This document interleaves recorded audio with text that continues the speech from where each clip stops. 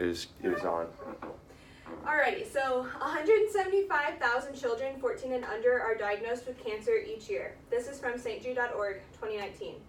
Today I'm going to be discussing childhood cancer and what needs to be done to stop it. Many of you understand the horrors of cancer and possibly even know someone who is personally affected by it.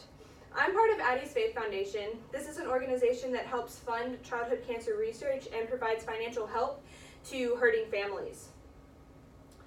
Today I'm going to discuss the immense debts that families incur when their child has cancer, as well as the lasting effects of childhood cancer. And last, I'm going to be discussing what needs to be done to stop this horrible disease. First, let's have a look at the financial burden these families face. So when your child has cancer, you struggle to pay even the most routine, simplest bills. So cost of treatment usually depends on what the patient needs, but they're all extremely expensive. Basically, to kind of put it in perspective, no matter what the family's financial status, all families end up with medical bills that must be paid. Families begin to find it difficult to pay very routine bills, such as their mortgage payment or even their car note, due to the influx of new bills that they have. This is from cancercare.org, 2017. If you think about it, when your child has cancer, you have to go to the hospital a lot. Because of this, you're paying for extra gas, you are paying for parking every day at the hospital. A lot of families even have to get apartments that are closer to the hospital because their children can't be within more than 5 to 10 minutes from the actual hospital where they can always get urgent care if they need it.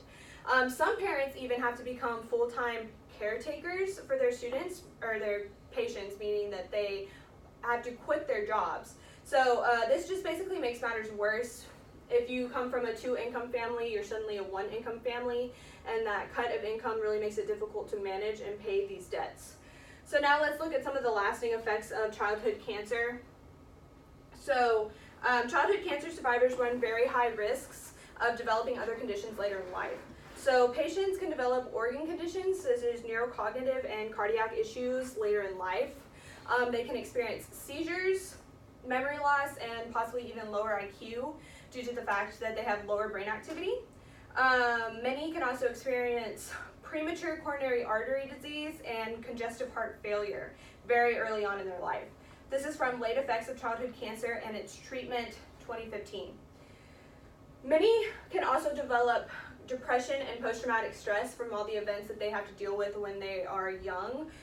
There are illnesses that they can develop later in life, such as what I just discussed, and a lot of their financial setbacks will cause depression as these children are trying to grow up and have good lives. In addition to this, actually, there's lower education levels in childhood cancer survivors because they miss so many of those primary years of education, which also leads to more depression as they grow up. This is from the Perceived Impact of Cancer on Quality of Life for Post-Treatment Survivors of Childhood Cancer, 2011. Fortunately, there are many things that we can do to help these families and their patients. It is imperative, though, that we act very quickly and aid these families as best we can. Addie's Faith has great ways that we can do this. So Addie's Faith and their Sunshine Circle, which is their monthly giving community, they do a lot to help these families. They provide a lot of family financial assistance. This is from addiesfaithfoundation.org, 2019. They help with anything, rent, gas, mortgage payments, all sorts of stuff like that to try to help alleviate some of that burden that these families face when their child has cancer. Addie's Faith Foundation also helps fund childhood cancer research. So actually this middle picture here on the slide is a picture of a plaque right outside a lab that was donated by Addie's Faith Foundation. This lab does primarily childhood cancer research and really trying to find a cure for this disease once and for all.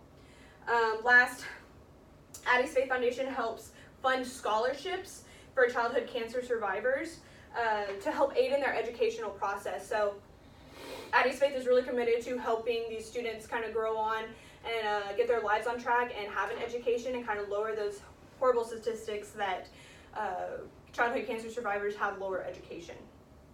So with all that being said, let's review. So we talked a lot about family financial burden and how all families will struggle to pay bills that they found routine and very easy to pay at once in their life because their child has cancer and are dealing with so many financial burdens and bills. We also discussed the long-term effects of childhood cancer, that survivors are at high risk of developing neurocognitive and cardiac issues, as well as developing depression and post-traumatic stress later in life.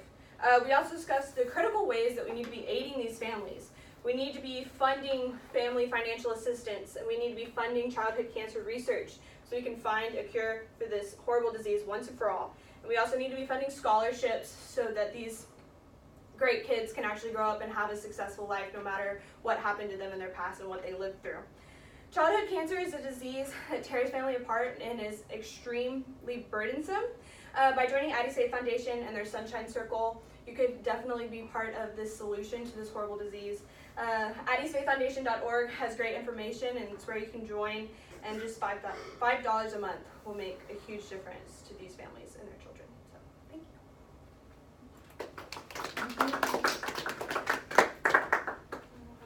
You can stop right here.